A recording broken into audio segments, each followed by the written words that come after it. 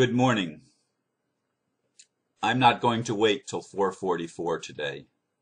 I'm just not. I just finished writing the blurb and I had 2 minutes to go till 3:33, and I thought I'm just going to go ahead. I woke up really early again. I actually did most of my meditation in bed today. I was only in the meditation room for about 5 minutes or 10 at the most, and then I came to the computer. Anyway, the topic for today, or the title, is 2012. We must all do our best, now more than ever. And the blurb that I wrote goes like this. There is absolutely nothing more important in this awakening than standing together for the cosmic truths derived from the interconnectedness of all life.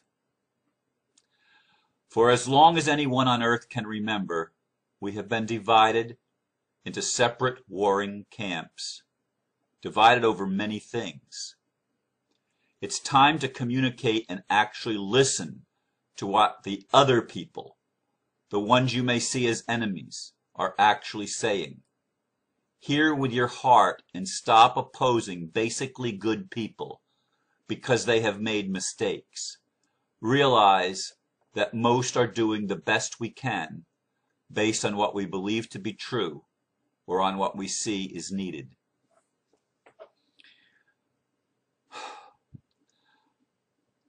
I've been spending a lot of time on the phone, especially yesterday, with people that are wanting to help or needing help in similar situations. And of course, I always get lots and lots of emails from people, and I just simply do not have time to answer some of them in the depth that would be required. I'm only one human being doing the best I can. And a big part of the of what's going on is with the Republic, and I'm actually clicking onto my computer here. Where can I find the groups? Oh man, I'm looking for my groups because oh God, I'm not finding the groups on the other computer because I want to actually read something to you that was written in regard to the Republic. Last night I got a video from someone.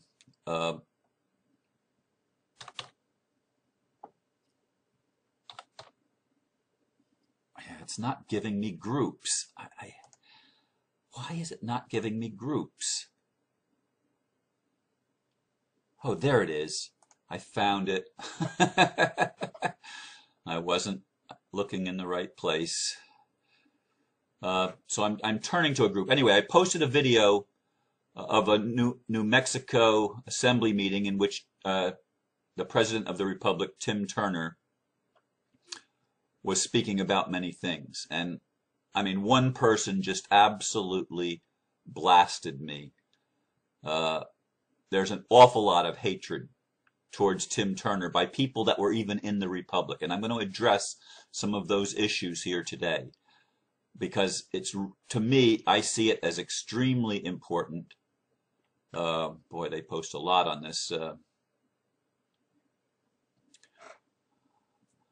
this page here. Like my page, I'm going to have to go down quite a ways to find. Oh, no. Oh, there it is. There it is. All right. Here it is. Anyway, I'm not going to read it just this moment. But folks, we're playing right into the hands of those that have wanted to control us for such a very long time.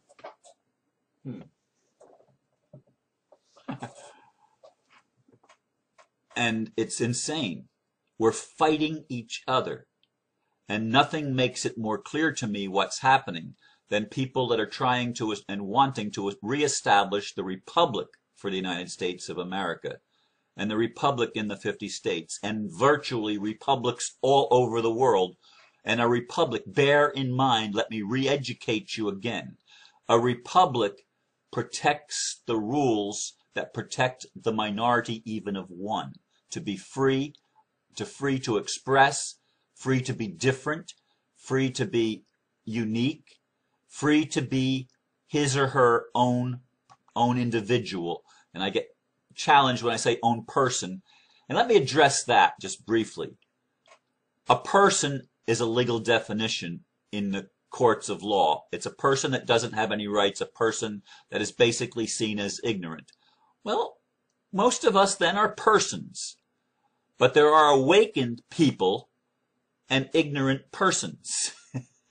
Ignorant simply that because we don't know. I was an ignorant person. Most of my life I was ignorant. And so were you. So was everybody else. Ignorant of the facts, ignorance of the truth that's been hidden from us because we've chosen to have collective amnesia, to forget who we are, to forget basic realities, that love is the only thing that really matters, that we are interconnected, that we are one. We've bought into the illusion that there has to be this constant conflict and this constant war. Why? Why can't we live and let live? And each be responsible for doing the best we can, and if we agree to disagree peaceably, without fighting each other, without trying to steal each other or hurt each other. We got to grow up, folks, as human beings. And I'm lifting my voice, and there are many others that are lifting their voices, so that we can get this message. Folks, I don't care what your religion is or what your political views are, or anything. There are people that are trying to establish a bridge, a system that will take us from where we have been to where we are going. And it's really, really important that you understand that none of us, not anybody, is doing it all right. You can always find fault. You can always sit in judgment on the other people. But it's time to recognize that some of the other people are doing the best they know how. And nobody characterizes that more in my mind than Tim Turner. I'm going to read now what I looked for a moment ago, and I would have had it up on the screen had I not decided that, hey, I'm going to do it at 3:33 instead of 4:44. So here's the thing. It's written by Derek Maddox, and I did not get his permission to use this, but I will be sending him the video so that he at least understands. He may even be one of my friends. I'm not even sure. But I thought it was really, really well written. And he wrote, okay, so I've listened to a bunch of people who opposed the Republic for about 3 weeks. I wanted to fully listen to their objections and concerns. I wanted to find out whether there was any truth to their accusations. And more importantly, I wanted to see if they offered any solutions to what they viewed as problems. Here's what I've concluded. The leaders of the Republic are imperfect people. They are trying to tackle a series of challenges that are way bigger than they are. In fact, they'd still be overwhelmed if they had 10 times the number of people working with them. These leaders have therefore failed to communicate with the people, fully communicate with the people. This failure to communicate has caused a lot of people in the free states, including people holding offices, to mistrust the national leadership. This is a natural tendency when folks feel that they're being kept in the dark. In spite of the above, however, I honestly don't think that the national leadership is hiding any agendas from the people. They don't want to turn us over to FEMA or Department of Homeland Security, and they don't intend to make Republic members into 14th Amendment serfs. There are, however, people in national leadership who want to force the Republic into becoming a Christian nation. They want to make people acknowledge the Bible as part of the law form of the Republic. and they aren't allowing anyone to change this. While I view this to be an egregious mistake, I sincerely believe that the Constitution itself will take care of this error. Basically, the rule of law trumps even a majority vote. And I'm interjecting. That's the difference between a republic and a democracy. A republic protects the rights of the individual. A democracy violates the rights of the minority. Time and time again. Back to the reading. If any law is unconstitutional, it is null and void, no matter how many people vote for it. Therefore, any unconstitutional efforts to force people to accept the Bible, or Christianity, I'm saying, will eventually be nullified. I've concluded that our leadership is honest, hardworking, and God-fearing. Due to the sheer magnitude of the job facing them, they've made a few missteps. However, we can expect imperfect people to make mistakes. That's still no reason to totally reject the Republic. We've all thoroughly researched the history. We know the de facto corporation is rapidly dying on the vine. The Republic is the only hope that we have. It may have some imperfections, but we can fix any defects by being vigilant and making sure that all officials adhere to their oaths. I took a hiatus from the Republic activity while I did my fact-checking. However, I've concluded that we can be a part of the solution to man's woes if we stick with the Republic. I'm also encouraged by the recent openness that that Nationals been displaying on the recent conference calls. A little transparency has gone a long ways in alleviating my concerns. I've said all of this in order to let you know that I've never left the Republic. However, I felt obligated to deeply examine accusations made by opponents of the Republic. I've concluded that these accusations are groundless and that the people who are making them are only bitter, angry people. They offer no solutions, only complaints. There's no room for complainers who don't want to solve problems. Amen, Derek. I mean, I thought that was really well done, and I commented on it immediately. I'm the first commenter, and I said, I love what you said here, Derek. Thank you. I feel the same way. One of the criticisms is over the Iraqi dinar or dinar, D-I-N-A-R, and all of the people around the world that are investing in this. And yes, there are a lot of people in the Republic. Perhaps Tim Turner himself, I'm not sure. I don't know whether he invested in the dinar or not. I know people in the Republic that I work with that have invested. I was invited to invest. I don't ever fall for any of these get-rich-quick schemes. I'm sorry. I'm not into multi-level marketing, and I'm not into any of these things that are bad. And the dinar was first introduced to me not through the Republic, but through Donald Trump people that are here operating here in Florida. And I'm not saying there's anything wrong with those people either. Everybody's doing the best they can. Everybody's trying to get I wanted to say something for nothing, and then I tried to catch myself and not say that, but I need to say that. This is part of human nature because of lack of consciousness. We feel like there's not enough. I do feel like there's enough. Even though I'm not a millionaire or rich by any stretch of the imagination. I mean, I live generally on less than $1,000 or $1,000 or less a month over the course of a year. I mean, I think this is going to change this year, but this has been my case for the past year, certainly for 2011. I'm not a rich person, but yet I'm rich immensely because I trust that the system is changing enough, that circumstances are changing enough, that the kingdom of heaven is being manifested on earth through people, not by divine intervention of imposition. That's not how the divine is going to work this, folks. Get over it if you're looking for a savior that comes and imposes a good government on it. Any imposed government is not a good government because the evolution of consciousness has not taken place, because people have not been allowed to develop their own skills, their own talents, their own abilities, their own gifts. They've not been able to see for themselves and to learn wisdom for themselves by making mistakes. So, yeah, I know an awful lot of people that are really disappointed that the dinar did not get revalued or whatever.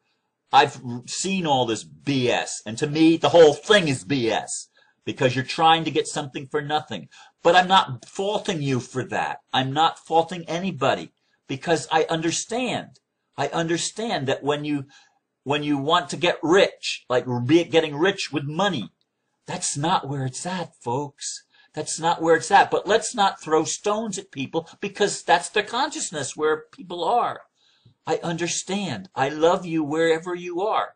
I love you even in the de facto, that you've been doing what you think is best because you've been suffering from lack consciousness, because you've been programmed by the matrix to be a machine. Whether you're a policeman, a judge, an attorney, a banker, a politician, whatever. You've been over there because you've been trained to be over there. You've been fed a certain set of perceptions and definitions of reality, and it's your reality. I'm not throwing rocks at you. But I want everybody to know that you do not have, that none of us have, the right to violate the rights of others. Even under the United Nations Charter, there are human rights that are named, and even the de facto government, even Hillary Clinton and Obama and others in the U.S. government and around the world know that there are basic human rights. I've heard them say it. So have you if you've been paying attention. I've posted them on Facebook. I've heard them say to Egypt that you have to honor human rights, when in this country they don't even want to honor them themselves. Yes, it's speaking out of both sides of their mouth. Yes, there's fraud. Yes, there's corruption. I'm not saying there's not. But the only way we're going to stop the fraud and the corruption is by standing in the truth and not being afraid to tell the truth and to shine light into the lies, exposing the lies, and giving the liars, those that have used the lies, an opportunity to repent, to turn around, to own their mistake. And I'm sure Tim Turner is not too big a man to admit when he's made mistakes. I've made mistakes. We've all made mistakes. We've all done it wrong. Bill Brockbrader, also known as Bill Wood initially, he has been a shining example of someone who is willing to step out and tell the truth. Truth that he knows he's going to get judged for, because he did something that was not in the highest and best. At the time that he did it, though, it was what was there. It was his reality in that moment. And then he wakes up. Allow people the option to change. We need to do the best we can more than ever, but the most important thing is we need to stop fighting each other and start listening to each other. Start actually communicating. Start actually coming together to try to understand, to stand under our unity instead of standing under our divisive ways that we've developed through our ego mentalities and through training and through our experiential circumstances that we've gone through lifetime after lifetime. Folks, we need to start coming together more than ever before. And I see that my time is basically come to an end.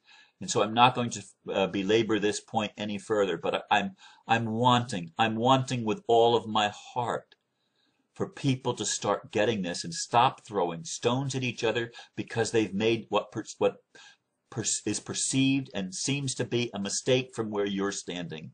You don't have all of the facts when you're judging someone else. And even if you do have all the facts, the more facts you know, the less you will judge. As the Spirit of God said to me one time in regard to my attitude towards gay people, Ron, you don't know enough to judge another. And if you did, you wouldn't. And for a long time, I haven't judged in that area. I still have areas that I judge in, but I'm growing up and I'm learning to let go of them. And I trust that many of you are also learning to let go of your judgments and to start living from love and from the heart, and trusting that the divine in you is going to help work through and help you work through all of the situations that seem to be such tremendous problems. That's the solution. But you must humble yourself. We all must humble ourselves before our Creator and before each other. Namaste. Thank you so much for listening.